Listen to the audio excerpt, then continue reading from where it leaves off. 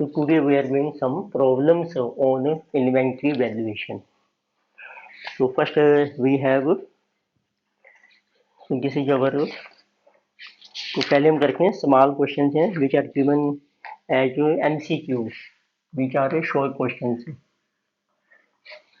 This is page number 4.19. तो question मैं mention कर रहा हूँ यहाँ पर आपको. तो नंबर 1 क्वेश्चन है आपका. So find purchase. तो आपको परचेज का अमाउंट फाइंड आउट करना है और आपको जो इन्फॉर्मेशन दी है कॉस्ट ऑफ गुड्स सोल्ड भी given.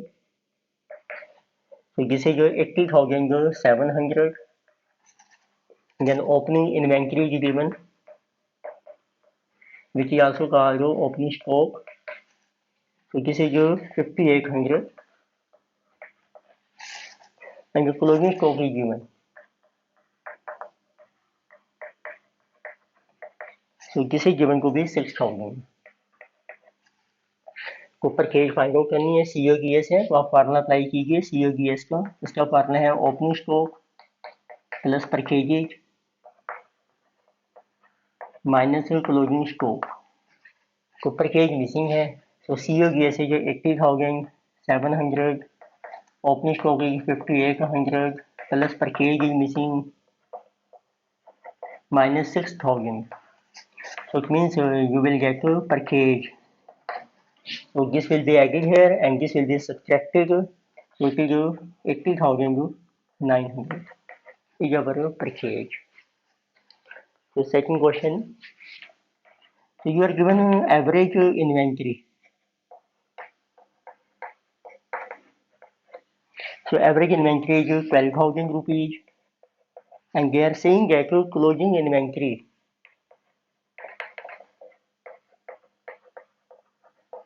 So closing inventory is rupees 3,000 more than opening inventory. More than opening.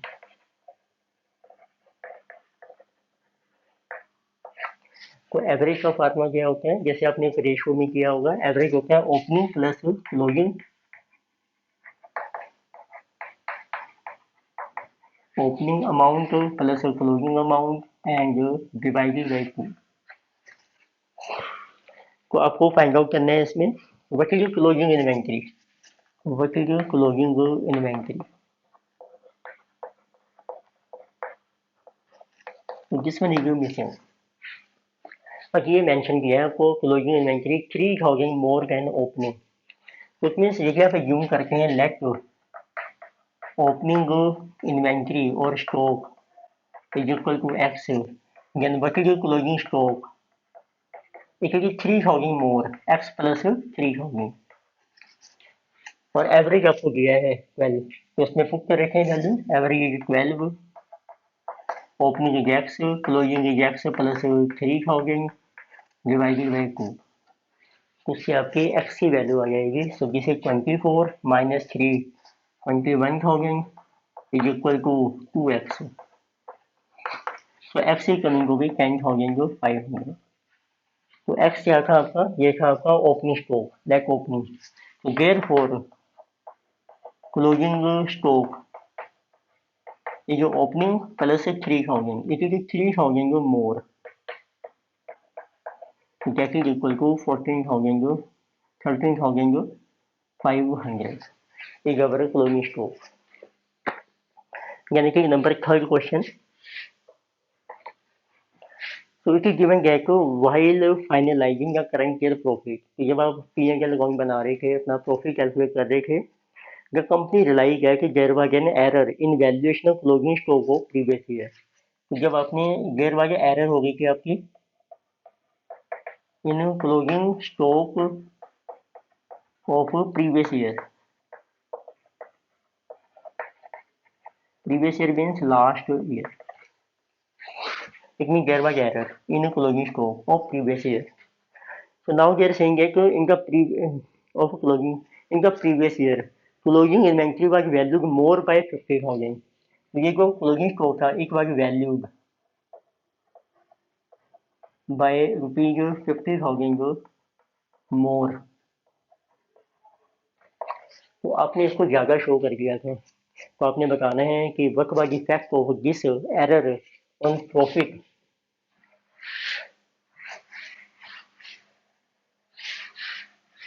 So they are asking, so what is the effect of this error on profit of previous year and current year? तो इसके लिए देखते हैं, देखो जब आप trading account बनाती हैं तो उस केस में हम डेबिट में शो करती हैं opening stock, to opening stock, और क्रेडिट में आता है आपका क्लोजिंग स्टॉक। तो ओपनिंग स्टॉक आपकी डेबिट आइटम है, जिसे डेबिट साइड, और जो क्लोजिंग स्टॉक है ये आपकी क्रेडिट आइटम है। और प्रॉफिट आता है क्रेडिट साइड का टोटल माइनस डेबिट साइड, तो इधर आपको मिलता है प्रॉफिट, जो बैलेंसिंग फिगर होता है। तो इट मीन्स यदि आपका क्रेडिट साइड में कोई अमाउंट इंक्रीज होता है तो प्रॉफिट इंक्रीज हो जाएगा, रिड्यूस होता है तो रिड्यूस हो जाएगा। ओपनिंग में रिवर्स है, यदि ओपनिंग में कोई डेबिट में कोई आइटम इंक्रीज होती है वो आपके प्रॉफिट को रिड्यूस कर देगी, डिक्रीज होती है तो इंक्रीज हो जाएगा प्रॉफिट। अब देखें इसको, ये है प्रीवियस ईयर, पहले देखें लास्ट ईयर। जो पिछले साल का आपका था स्टॉक, तो वो था मोर क्लोजिंग स्टॉक। तो इसमें देखिए आप देखेंगे लास्ट ईयर के ट्रेडिंग अकाउंट में क्लोजिंग स्टॉक आपका जो है वो ग्रेटर है। तो ट्रेडिंग अकाउंट हम बना रहे हैं जैसे, जो closing stock is more by 50,000। तो जब क्रेडिट साइड इंक्रीज होगी इसमें प्रॉफिट आपका इंक्रीज हो जाएगा। तो वी कैन से कि last year profit was more by 50,000 rupees, तो ये 50,000 से ज़्यादा था। बट यही क्लोजिंग स्टॉक नेक्स्ट ईयर में ओपनिंग बन जाएगा। अब आता है जिसको हम कहते हैं करंट ईयर। अब आपका नया साल स्टार्ट हो गया है, अब उस टाइम फिर आप ट्रेडिंग अकाउंट बनाएंगे। अब ये क्लोजिंग स्टॉक बन जाएगा आपका ओपनिंग। अब ये ओपनिंग स्टॉक भी ज़्यादा हो गया है, क्योंकि जब पिछले साल ही गलत हो गया था वही बैलेंस आप कैरी फॉरवर्ड करोगे नेक्स्ट ईयर में। ओपनिंग के ज़्यादा होने से डेबिट इंक्रीज हो जाएगा, प्रॉफिट कम हो जाएगा।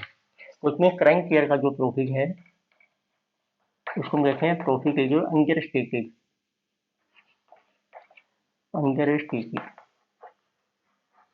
And gated bye 50,000। ये इन्होंने पूछा है कि क्या इफेक्ट होगा of this error on profit of previous year and current year. तो हम मेंशन कर देंगे प्रीवियस ईयर का प्रॉफिट आपका इंक्रीज हो गया है, मोर है, और जो करंट ईयर का प्रॉफिट है इट इज अंडर, तो ये आपका लेस हो गया है 50,000 से। Next we have question number 4।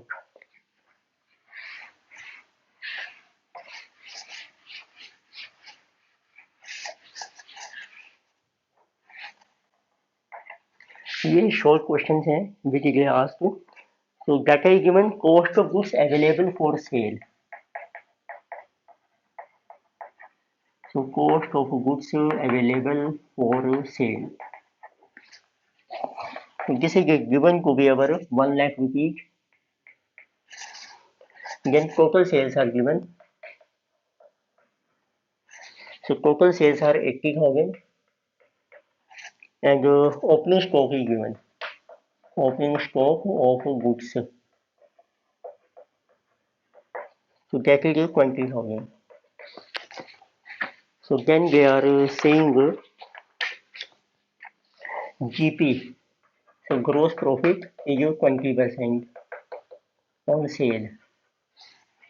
So what is closing stock, तो आपको फाइंड आउट करना है क्लोजिंग स्टॉक इज मिसिंग। तो हमने लास्ट लेक्चर में फार्मूला किया था, cost of goods available for sale होती हैं that is equal to opening stock कितना पड़ा है आपके पास और प्लस है जो आपने परचेज की है, प्लस है परचेज। ये टोटल गुड्स आपके पास अवेलेबल हैं सेल के लिए। अब इसमें से हम कुछ सेल कर रखे हैं, कुछ हमारे स्टॉक में रह जाती है। तो अब आपको देखो cost of goods available for cell को है ओपनिंग प्लस परचेज 1 लाख, तो इसमें ओपनिंग स्टॉक को ऐड करने की जरूरत नहीं है आपको। तो अब आपको क्लोजिंग स्टॉक निकालने हैं, तो इसका फार्मूला यहाँ सीओ केस के थ्रू चल सकता है। फार्मूला सीओ केस का फार्मूला है opening plus purchase minus closing, और इसका नाम है गुड्स अवेलेबल फॉर सेल। उसमें क्लोजिंग स्टॉक आ जाएगा आपका,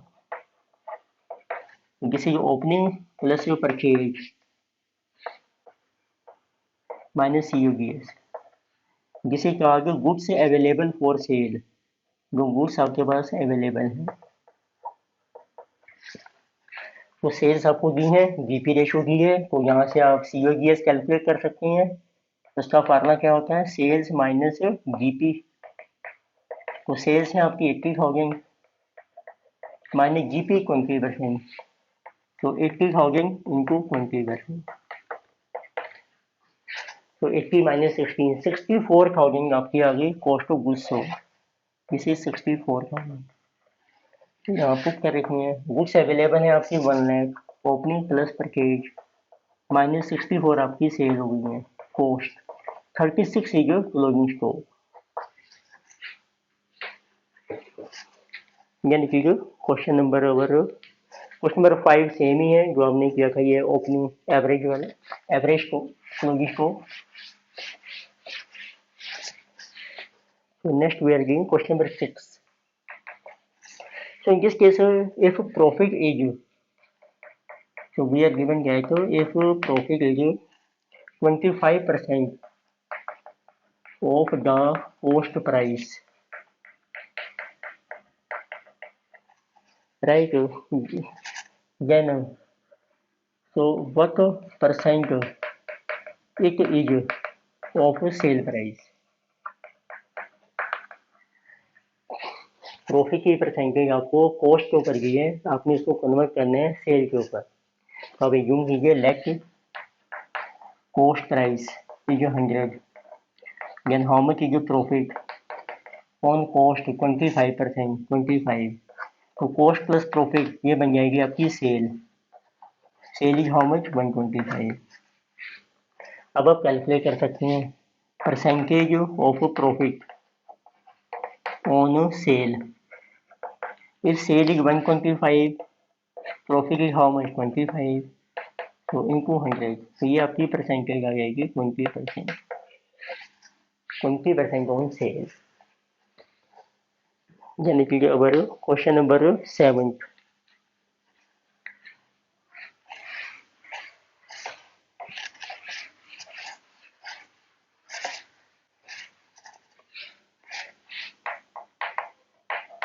This page number is 4.20. So goods purchased are given.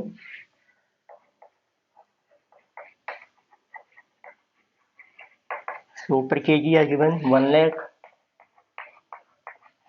Sales are given 90,000. Then margin is given, but this margin is given 20% on cost. So we have to find out what is your closing stock. इसमें सिर्फ purchasing है, इसमें कोई opening stock नहीं है। तो sales है, उसमें क्लोजिंग स्टॉक का फार्मूला जो है आपका अभी हमने जैसे लिखा है सीओजीएस के थ्रू आप ले सकते हैं, opening plus purchase minus closing. So you will get a closing stock is equal to, it will go here, opening plus purchase minus COGS। अब COGS हम कैलकुलेट करेंगे, ये आपकी सेल्स है, पर जो प्रॉफिट है ये कॉस्ट के ऊपर है आपकी। तो उसमें what is sale, sales are 90,000। अब आपको इसका प्रॉफिट कैलकुलेट करना है, प्रॉफिट है कॉस्ट के ऊपर, let cost is 100, then how much is your profit 20, so what is cell 120। तो अब आप अप्लाई कीजिए यूनिटरी मेथड, तो इस सेल में कितना प्रॉफिट है, if sale is 120, profit is 20, if sale is 90,000, it means 1/6 15,000 is your profit. तो सेल में से माइनस कीजिए प्रॉफिट, आपकी कॉस्ट ऑफ गुड्स सोल्ड आ जाएगी COGS। हाउ मच 90 माइनस 15 75 होगा। तो इसको पुट कर रहे हैं। इसमें ओपनिंग है नहीं, आपका परचेज है 1 lakh, cost of goods sold 75, इतनी क्लोजिंग स्टॉक की 25,000। ठीक है, अगर क्लोजिंग स्टॉक कोई एक है इसमें 8 question.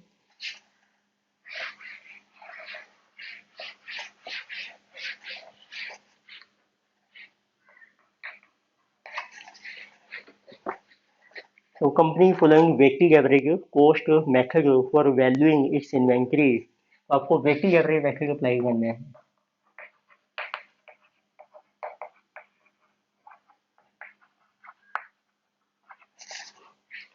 So details of purchase and issue of material during the week are given. तो let us see क्वेश्चन देखते हैं पहले।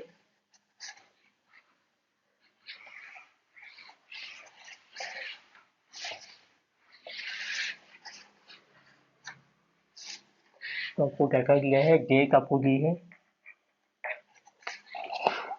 And we are given this is our 1 December। So we have opening inventory, opening stock, so that is our 50 units। So value is 2200। So then we are given on 2 December, so there is a purchase of 100 units, and this is at the rate of 47। Then on 4 December, there is a sale of units, और it is also called issued। Issue होगा कि customer को आपने कितनी unit cell कर दी हैं, issue कर दी हैं, जैसे 50 units. So again there is our issued 50, again there is purchase December 5, purchase of 200 units, so at the rate of 48। So we have to determine what is the closing stock, ये आपको find out करना है, and you have to apply weighted average method. तो देखो इसमें आपने किया था 2 मेथड होते हैं, एक तो होता है एंड ऑफ पीरियड में हम स्टॉक को वैल्यू करते हैं जिसका नाम था पीरियोडिक इन्वेंट्री मेथड, एक होता है परपेचुअल डेली बेसिस पे। तो आप देखेंगे आपकी जो डेट्स हैं, ओपनिंग है, परचेज है, सेल है, फिर परचेज आ रही है, ये सब जो सेल जो है बीच में हो रही है, तो इसमें चलेगा आपका परपेचुअल इन्वेंट्री मेथड। तो आपको परपेचुअल मेथड अप्लाई करना है क्योंकि आपकी डेली बेसिस पे सेल परचेज है इसमें। तो ओनली दिस देयर आस्किंग, तो इसके लिए आपको क्या करना है, आपको प्रिपेयर करना पड़ेगा स्टोर लेजर। तो ड्रॉ करके इसका प्रोफॉर्मा। तो first of all you have to show date, जैसे दिसंबर मंथ है आपका, number 1 opening. Then we have to show particulars, जो भी परचेज सेल है। फिर आपकी आती है रिसीट्स, उसमें आपने शो करने हैं 2 कॉलम से डेफिनेटली क्वांटिटी और उसका क्या रेट है आपका। देन सेल, इसको इशू भी कहते हैं हम, इशूड क्वांटिटी एंड रेट। फिर आपको शो करना होता है बैलेंस, बैलेंस में भी 3 कॉलम आते हैं, क्वांटिटी और आपका एवरेज रेट कितना है और उसकी वैल्यू कितनी है, अमाउंट इन रुपीज में। सबसे पहले ओपनिंग स्टॉक है, उसको मेंशन कर दीजिए 2 ओपनिंग स्टॉक जिसमें परचेज। तो रिसीट में कुछ नहीं आएगा, सेल्स में नहीं आएगा, बैलेंस में आ जाएगा आपके 50 यूनिट्स क्वांटिटी, वैल्यू है 2200। तो आप उसका रेट निकाल सकते हैं, एवरेज रेट आ जाएगा आपका, जिसे कैंसल्ड, तो 44 रुपीज एवरेज रेट। फिर आपने की है purchase December 2, then write 2 purchases, how many units, 100 units. Rate to 47। तो वेकिंग एवरेज में आपको क्या करना है, दोनों क्वांटिटी को ऐड कर दो। 150 टोटल यूनिट हो गए और इसकी वैल्यू बनती है 4700, वो इसमें ऐड कर दो। Get is equal to 2200 plus 47, तो टोटल वैल्यू है 6900। और इसका कैलकुलेट कीजिए एवरेज रेट, तो value divided by quantity, 6900 divided by 150, तो एवरेज रेट की कमी 46। दिस इज वेकी एवरेज रेट। फिर आपकी सेल्स हो गई हैं 4 दिसंबर, उसको आप लिखेंगे by sale. How many units, 50 units, तो कॉलम 50 और इस रेट के ऊपर जो एवरेज रेट आपने निकाला है वो सेल हो जाएगी। उसकी वैल्यू भी शो कर सकते हैं आप, तो वैल्यू देखिए आप एक कॉलम बना सकते हैं, इसमें वैल्यू आ रही है आपकी 46 इंटू 50, सेल होगी आपकी 2300 की। अब बैलेंस रहेगा 150 माइनस 50, 100 यूनिट्स, रेट यही चल रहा है आपका, और 4600 रह गया आपका स्टॉक। 69 माइनस 2300, रिसीट में भी आप शो कर सकते हैं, देखो वैल्यू का कॉलम 4700। देन वी हैव दिसंबर 5, अब आपके हैं परचेज, और कोई आपको सेल्स को मेंशन नहीं की, only one sale was given. तो परचेज यार how much, 200 unit, rate is 48, value की 9600, इशू में नहीं आएगा कुछ भी, यहाँ परचेज में कुछ नहीं था आपका। बैलेंस हो जाएगा 100 प्लस 200 300, तो total value this plus this 14,200, तो एवरेज रेट आ जाएगा 14200 डिवाइडेड बाई 300, दिस इज 47.333। तो यही आपका आंसर है जिसमें मुझे, क्योंकि मैं आस्क हाउ मेनी यूनिट्स आपके स्टॉक में है 300 एंड उनकी वैल्यू 14200 और उसका एवरेज रेट है 47.333। तो नेक्स्ट फिर हम और डिस्कस करेंगे नेक्स्ट लेक्चर में। आज आप ट्राई कीजिए, हमने डिस्कस किए हैं 7-8 question, which you should do yourself also, maybe check the answer. Thank you.